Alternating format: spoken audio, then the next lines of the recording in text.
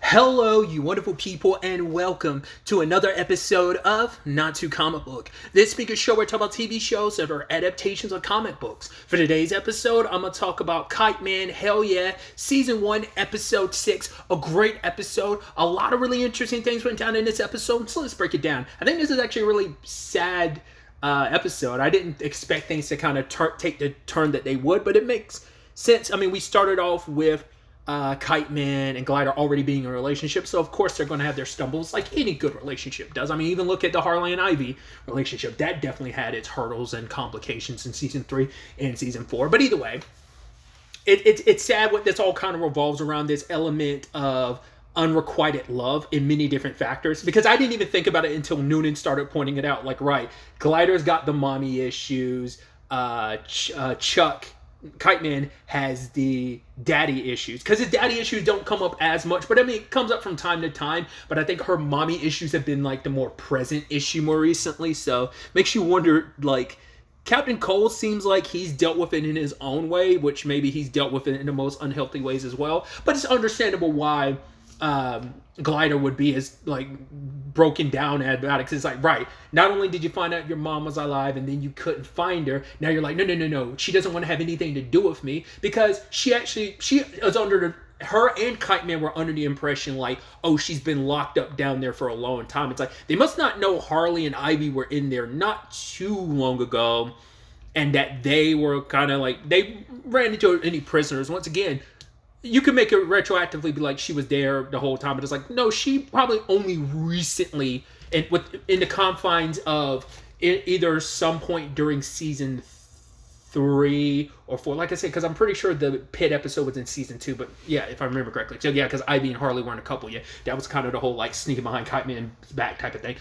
They're having an affair type of situation. So yeah, at some point during Season 3 and 4 is when she ended up there, maybe. So we have no idea how long she's actually been there. Long enough that Villigan's, when Helen bought the place, she ended up inheriting her. But either way, but they're under the impression she was there for a longer time than she was. So they're willing to give her the benefit of the doubt, which is kind of like she doesn't deserve it, because we as the audience know, it's like, no, your mom abandoned you. Like, even before your dad died, your mom was not sold on the whole notion of being a mom. She didn't want to be a mom. It's just kind of like, I guess it happened. She got pregnant and kind of got roped into it. And so her husband dying gave her the perfect excuse to bounce, you know? But like, it's not just like everything with Glider, it's also Bane, you know, the unrequited love. I love that during Joe's funeral, he's like, oh, I wish Mo would shut the F up so I can ask out Becca. And he's like, what the fuck did you just say?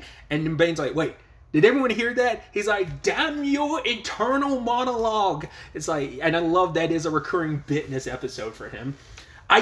Staying on Bane really quickly, I do love that him and Betty got together, because I was so curious about that, because she's like, oh yeah, you haven't contacted me since the Valentine's episode. I was like, right. If you didn't see it, that was from the Valentine's special that took place like between Season 3 and Season 4 of the Harley Quinn show. So I thought that was so interesting. Because yeah, she never popped up in Season 4 at all. I don't think it really crossed my mind. At least I don't think I commented on it at the time, because I don't think I thought about it. So, you know, Noonan's the one that kind of gave him the advice of like, yo, to get over a person, you need to get underneath another one. And it's actually a good thing, because like Betty, we know, legitimately does like Bane. The problem is, it's just like, you like someone who doesn't care for you, who honestly doesn't seem like she cares about anyone. It's kind of interesting, like the whole her and Malice thing, but we'll get to that later. Hopefully I don't forget to kind of talk about that a little. But the fact is that Bane was kind of like, oh, well, I kind of had sex with your building. And she's like, no, that's perfectly okay. You know, so the fact is, she was totally okay with Bane and thinks he's sweet, and they kind of do their thing.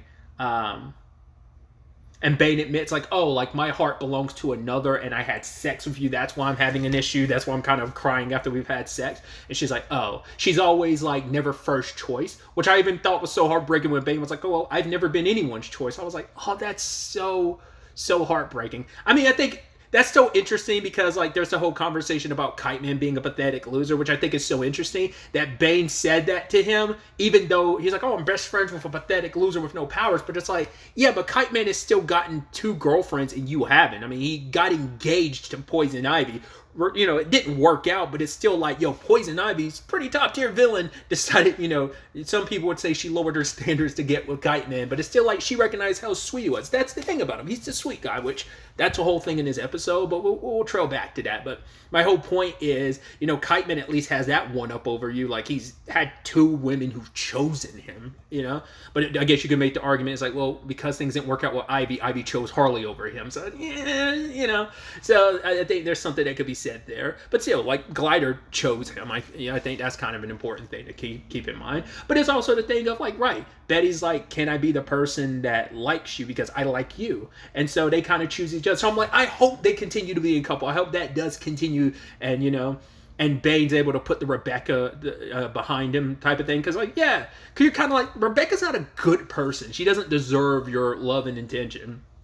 And the same thing applies in the case of Glider, especially because, like, her mom sucks. Her mom, like, it's like, right, this is supposed to be a mother-daughter thing, and she wants nothing to do with her, and she ends up inviting Malice. Now, I think the reason why she latches on to Malice so much, because Malice has the very, I don't give a fuck about anyone, like, she doesn't care about anyone. It seems like her mom's the same way, like, I don't care about anyone and anything. Like, she's complaining of, like, oh, I gotta stay at this shithole. Oh my god, prices to rent a place is terrible. It's like, yeah, and Chuck's like, oh, you can stay with us as long as possible, rent free. It's like, come on, you should be a little more. And you have the audacity to shit on Kite Man later on when he's been nothing but nice to you. But it's like, once again, like, her, like, it's hard to say how much of that is just her own anger at her life being what it is. I think that's why she latched on to Malice as much, because she looks at, like, she maybe this is something I've recently talked about with the Suicide Squad isekai,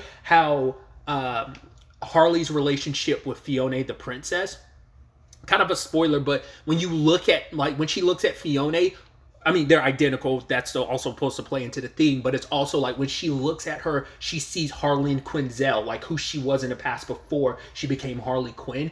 I think maybe that's also why Rebecca has such an issue with Glider. It's like she reminds her too much of who she was, like so much aspiration, so much of who you could have been, but then you got kids and you kind of had to, like, settle down. It definitely gives me, if I had to compare it to another thing of just like a toxic, terrible family situation, it's a moral oral situation. That might be, because I was rewatching some clips and stuff. I was like, man, I know I never forgot, but I'm like, I was reminded of just how shitty Moral's family is and just how fucked that whole family dynamic is. And it's kind of like that. Like, the dad was not a great guy, and the mom is not a great person either, and she just settled. And it feels like the same thing applies to Glider's family as well, you know?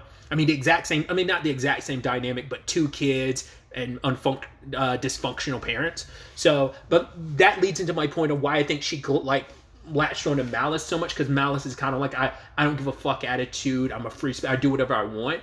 That freeness that she always wanted, and I guess she never, like, life didn't work out the way she wanted. It's like, oh, my youth is behind me, so she's kind of latching on to that young, like, age, like, group, like Malice. And so they hit it off, where it's just kind of ironic that it's like, Glider's your own daughter and things didn't work out. I'm assuming she went through with it. We never found, I mean, they went ahead and put the needle through, so she definitely got her nipples pierced, but we never had a conversation beyond that. But it is sucky that nothing she did was ever good enough for her mom, because she was blind to the fact is her mom, she just felt like, oh, mom had, like, why does it feel like you want nothing to do with me? It's like, because she doesn't. She never wanted to be your mom. It's like, I left you, and Glider's like, wait, you did what? You left me? And I also love that her brother's not a part of this conversation. It's not oh, you left us. Maybe she did say left us. I don't remember. I thought she said left me, but maybe she did say us. You know, because at no point has her mom bothered to bring up Captain Cold, because she doesn't care. Because it's like, she doesn't want any one of her children, her daughter or her son. But like I said, I feel like there's a special thing of, like, Lisa Glider reminds her too much of herself. Maybe who she was beforehand and the goody two-shoesness of it all. I mean, that's what she hates about Kite Man. It's what a lot of people hate about him, sadly. But I also feel like there's kind of that element to Glider as well that she might despise. I don't know.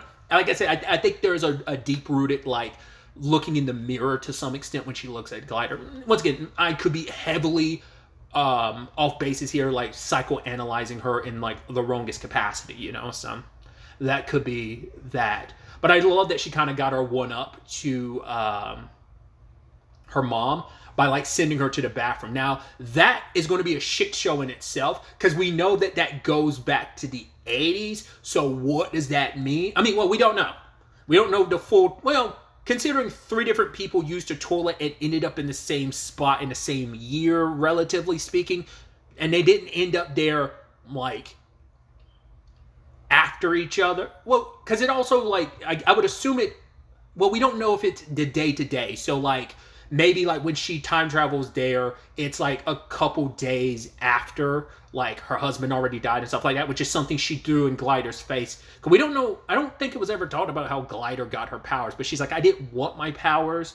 You know, I didn't ask for it. It was an accident. She's like, yeah, like if I stuck around, you would have killed me just like you did your dad. It's like, well, it's kind of a moot point considering you never stuck around anyway to find out. It's like you're probably dealt, like there's a lot of psychological, like if she had you in her corner maybe helping her control her abilities, and she wouldn't have this hole in her heart, and this, like, I'm sure a lot of that psychological stuff plays a role in why she can't control her powers. That's typically the comic book response of like, oh, you can't control your powers because of your emotions and stuff like that, your mental state.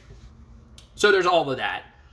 But I think, like, my point is, she's definitely going to go back in time and potentially fuck shit up. She'll probably try and tell herself, like, no, you do this, do this. Well, she doesn't know the rules of how to get back. Granted, it's Noonan's bar, so he's the one that told Bane how to get back, so he'll probably tell her how to get back too. But like I said, it depends on when the time frame is. It's like simpler time away from her kids. She'll get to enjoy it, maybe hanging out with herself, and that might create a whole disastrous, like, paradox situation. But she was able to kind of give a one-up to her mom. But the sad thing is her mom, the damage is already done for what her mom did, which we'll get to in a second. So I'm just, like I said, I'm curious, like, because of the order they got there, it showcases, like, right, time does move. It's not like, oh, Kite Man and Glider got there after Bane.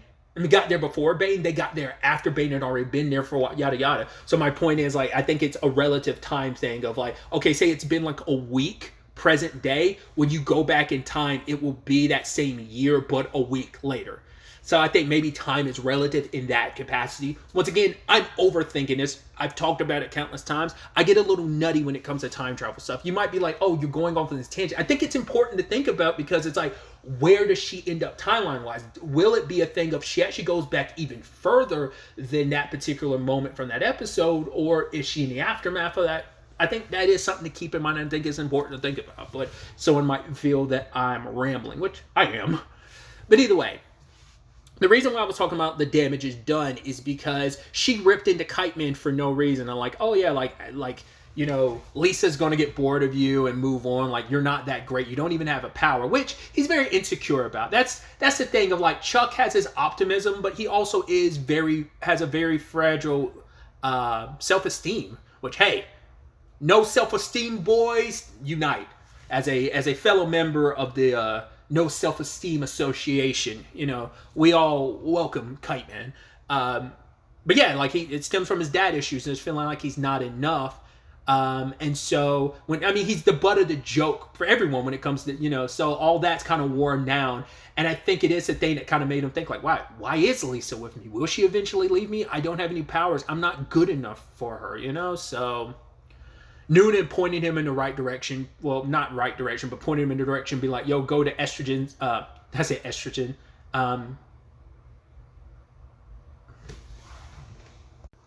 meant to say Ichigan. Which I love him popping up in this episode, because at first I was like, he's definitely been in this show before, but what was the context? And I was like, oh, funny enough, because of the Bane and Betty of it all. It's like, oh, right, it was the Valentine's Day episode. He's the reason why Bane got giant. And had Etrigan popped up? I feel like he did pop up in some other context, but maybe he didn't. I'm only remembering him from the Valentine's Day episode. That was him, right? That sold Bane the thing that made him giant and horny and shit.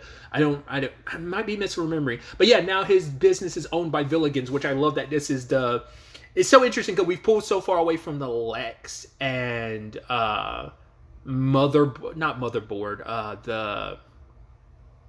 anti-life equation situation, which still is going to be a threat. Once again, that's what the thing of like, I'm curious. I haven't talked about it, but I'm curious. Is it because of the Lance Reddick of it all, him passing away? I don't know if he'd done all his voice lines for Lex and maybe they changed up because of his passing, or maybe they storyboarded it where he wasn't going to be in a lot of the show because he's only popped up like twice in like two episodes, I think 2 episodes so far this season. So maybe he'll just pop up later on in the season. But it's like, yeah, the Villigan seems to be the main through line, and I'm wondering if that'll ultimately end up tying into the anti-life equation Lex stuff or not. We'll see.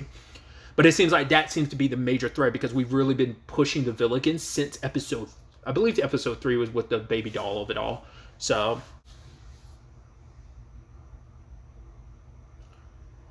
but either way, Ichigon's place is owned, and he's not really giving out powers. It's kind of like Helen kind of has to say so on that. So, and I love that Kite Man did a little bit of a rhyme, and in that moment, Ichigon was like, "Rhyming's my thing, you asshole." So sent him on his way, and I love how he got to Helen and just being him. His kindness is his superpower, no matter how much people will shit on him for it. But it showcased the fact that he was able to slip in, gave mittens to the guards, gave the dog some treats or like some bacon or whatever, talked to the lady that was the secretary and being like, "Oh, how are you doing?" She's like, "Oh my God, no one's asked me since my dad died, since my dad RIP." And he's like, "Yo, your dad's up there." And she's like, "Oh, you go on ahead, Kite Man." But Helen was expecting him because, like, once again, this Villigans is built on data. So it's like, "Oh, you came here looking for a power. Cool, I can give you one, but you have to give up the kite." And it's like, why is that so significant? Because you'd also make the argument, like, I mean, it seems like that's the kite he's had for a very, very long time, and it's kind of been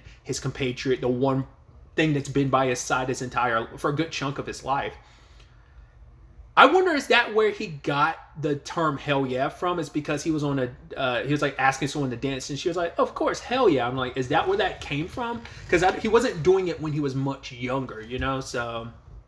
But he's been fascinated with kites ever since he was younger, and it just became a part of his personality, became like his compatriot, his best friend, his companion, And he has to give that up because for him, it's like, I love you, but I love Glider more. And it's like, I want to be someone that is deserving of her love, which is so sad because she loves you for who you are. It's just like Chuck can't love himself. It's like, it's hard to love someone like fully when you can't love yourself. It's like, there has to be some self-love of feeling like you are worthy of love. You are worthy to be with this person, because I get it. You get inside your own head. You're like, oh yeah, I've been down that road of like, right, I'm not good enough for this person.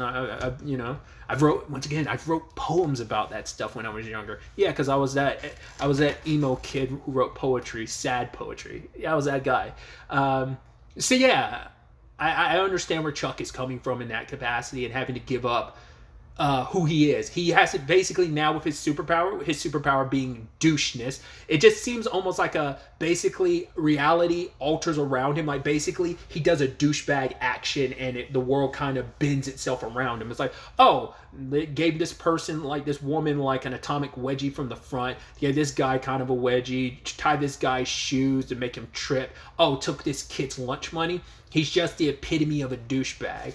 And, he messes stuff up in Nonan's place. Not as bad as it could have been, but sadly, he's not who Glider wants. And now Glider's like, everything she loves about Chuck is gone because he's basically on the opposite spectrum of who he was. And we even saw the meters of like all the love and compassion about who he was shrinks and all the douchebaggery comes about. And so him and Glider go their separate ways. And it's sad. Once again, this is bullshit that her mom set in motion. And maybe Glider might feel a certain way. But it's like, right, if I don't know if she quite knows. She knows her mom said something to Chuck, but she never knew. She'll probably find out next episode, like, wait, Chuck did all this because of what my mom said. It's like, because she was so desperate to have a relationship with her mom, she kept her toxic-ass mom around, and that led to this whole situation. And once again, it's just two unfortunate situations. Your mom sucking and Kite Man having no confidence in himself, and like the mother of the woman you love saying you're not good enough for her makes you go, oh. It was probably already there somewhere in Kite Man. Once again, he's always the punchline of villains and stuff, so it makes a lot of sense. So,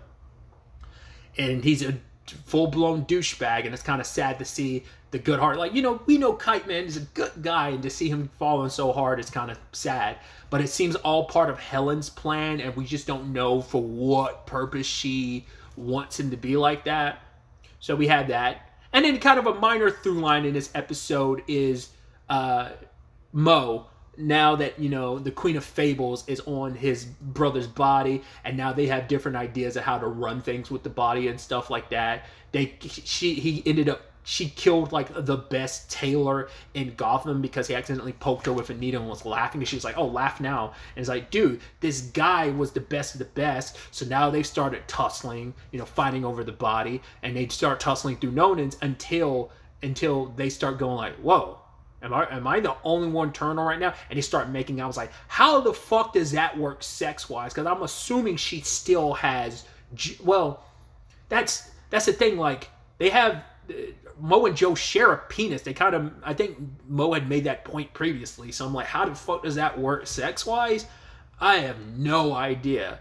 But it's like, if Queen of Fables gets her own body eventually again for what, that's just, like I say, going to be a recurring bit. How the fuck is that going to work between her and Mo? It's probably going to end, sadly, but it's just like, things are working out between Mo and Queen of Fables and Bane and Betty, and sadly the one crux, like the heart of this relationship show is the relationship between Kite Man and Glider, and that went kablooey. So hopefully they'll be able to work together to kind of bring him back. But once again, we don't know. Like, it might be a more than one episode arc for his douchebag era. So it's going to be interesting to see how that continues. But also, for what purpose does Helen want? Like, she went out of her way to set all this in motion. And I guess, like, maybe it's the thing of, that I guess cliche, but it's like, oh, like, to get pure evil, you need to corrupt a good soul. And it's like, he's such a pure person, you need him to be so on the opposite spectrum to get what she wants.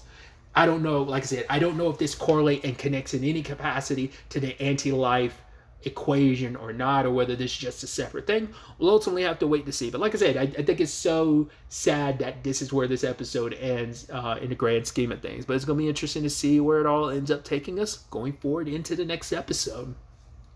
But really, that's all I wanted to talk about. So the next time we meet, be happy, be safe, live life to the fullest, and enjoy it. Good day and goodbye.